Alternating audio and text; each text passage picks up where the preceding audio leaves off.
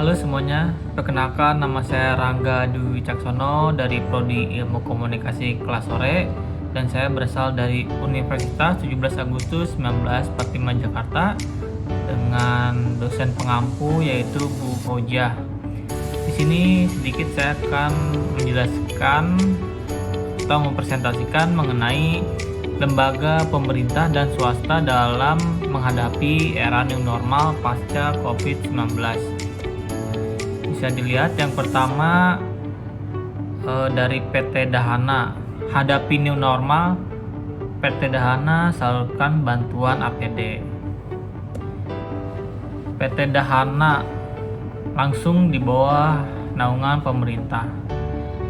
Sedikit saya akan menjelaskan, PT Dahana ini badan usaha milik negara di bidang industri strategis yang menyediakan layanan bahan peledak terpadu untuk sektor migas, pertambangan umum, kuari, dan konstruksi serta pertahanan dengan moto akhlak, yaitu amanah, kompeten, harmonis, loyal, adaptif, dan kolaboratif.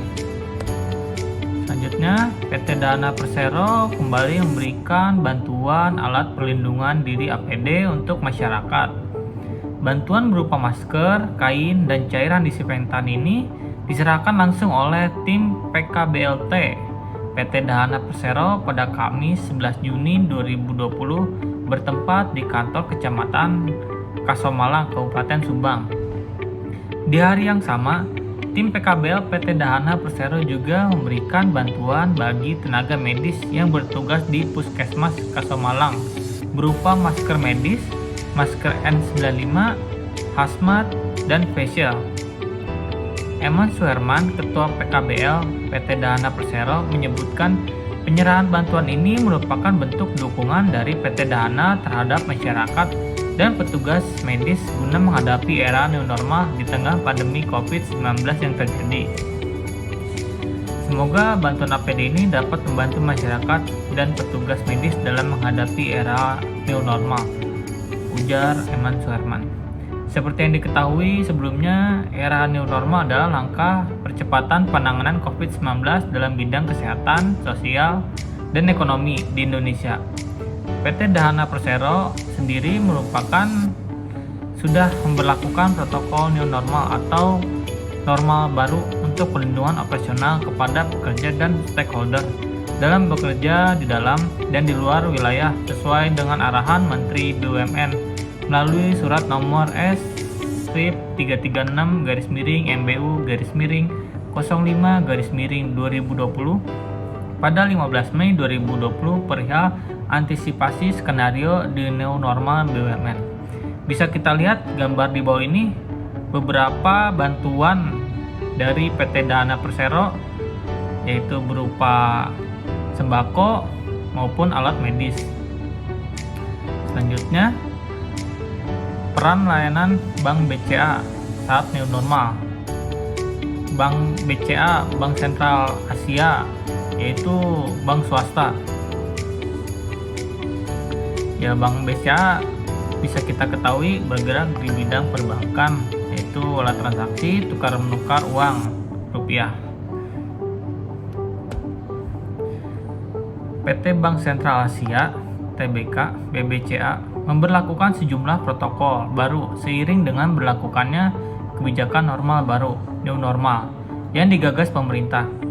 Perubahan itu antara lain dengan mendorong transaksi perbankan secara digital dan membatasi jumlah kantor cabang yang beroperasi. Presiden Direktur BCA, Jahja Setiamaja, mengatakan dalam menghadapi kondisi new normal baru, perusahaan sedang melakukan beberapa kebijakan antara lain bekerja dari rumah untuk sebagai karyawan. Kita dianjurkan WFH, tapi nama bank tidak bisa WFH semua, mungkin cabang harus buka 40%, tutur Jahja. Tidak hanya itu, perusahaan juga menerapkan kebijakan jaga jarak physical distancing di area perkantoran maupun kantor cabang. Menerapkan protokol kesehatan seperti wajib menggunakan masker, hand sanitizer, dan pengecekan suhu tubuh untuk mencegah penularan virus corona jenis baru. Sementara itu, dalam menghadapi kondisi new normal baru di lingkungan internal BCA, perseroan akan melakukan efisiensi dan membatasi kunjungan dinas karyawan, mengurangi biaya entertainment nasabah, tapi ada penyediaan untuk masker, sanitizer, extra cost baru.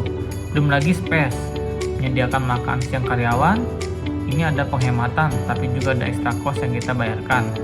Berikut gambar beberapa bantuan dari BCA terhadap era new normal kepada masyarakat, yaitu salah satunya bantuan micropreneur berdaya, dan yang kedua ini penyerahan donasi kepada pihak rumah sakit umum daerah.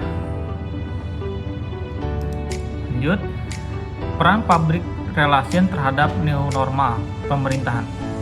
Peran PR dalam menyampaikan pesan informasi yang baik dan tepat tentunya akan menjaga dan membangun reputasi serta menciptakan citra positif instansi, lembaga, perusahaan melalui pengelolaan dan pemantauan informasi serta komunikasi terstruktur. Yang pertama, new normal, new style.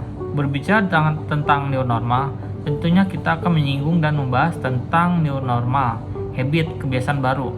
Bagi seorang PR, kebiasaan baru akan tercipta jika kita dapat menyesuaikan diri dan beradaptasi dengan lingkungan yang ada. Kebiasaan baru yang dalam konteks tulisan ini mengarah kepada new style, gaya baru. Konteks gaya baru ini tentunya harus dapat dijalankan oleh para praktisi PR. Konsep new style merupakan hal baru yang dapat dijalankan oleh praktisi PR. Konsep ini memuat unsur 3A, yaitu unsur-unsur tersebut adalah adopt, adapt, adapt. Nah, ketiga unsur ini bersifat esensial bagi seorang PR. Unsur adopt menjelaskan bahwa PR harus dapat mengadopsi dan menggunakan teknologi yang ada sesuai dengan perkembangan zaman. New approach in culture. Seorang PR harus siap untuk ditempatkan dalam setiap kondisi. Sebagai PR profesional, tentunya harus memiliki strategi dalam mengatasi setiap krisis yang terjadi.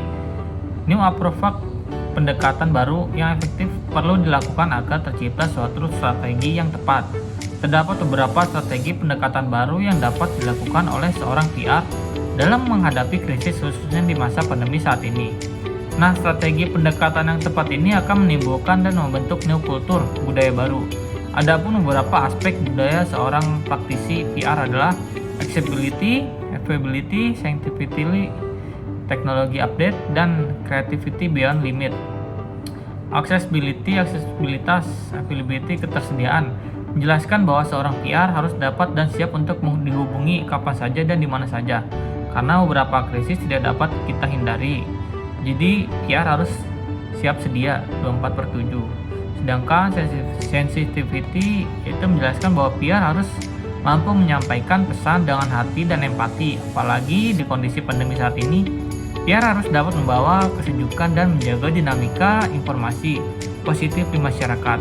Unsur teknologi update, pembaruan teknologi menjelaskan bahwa saat ini kita telah memasuki era digital yang serba modern. Seorang PR dituntut untuk dapat selalu mengikuti perkembangan teknologi sehingga dapat secara efektif dan efisien ketika menyampaikan pesan informasi. Peran public relation terhadap new normal swasta. Seorang PR, yang pertama seorang PR harus memiliki konsep yang matang dengan mengelaborasi seluruh data dan fakta menjadi sebuah pesan informasi yang dapat disampaikan ke masyarakat. Pesan informasi yang disampaikan ini tentunya harus relevan dan tepat dengan situasi saat pandemi ini. Yang kedua, peran PR dalam menyampaikan pesan informasi yang baik dan tepat tentunya akan menjaga dan membangun reputasi secara menciptakan citra positif instansi, lembaga, perusahaan melalui pengelolaan dan pemantauan informasi serta komunikasi terstruktur.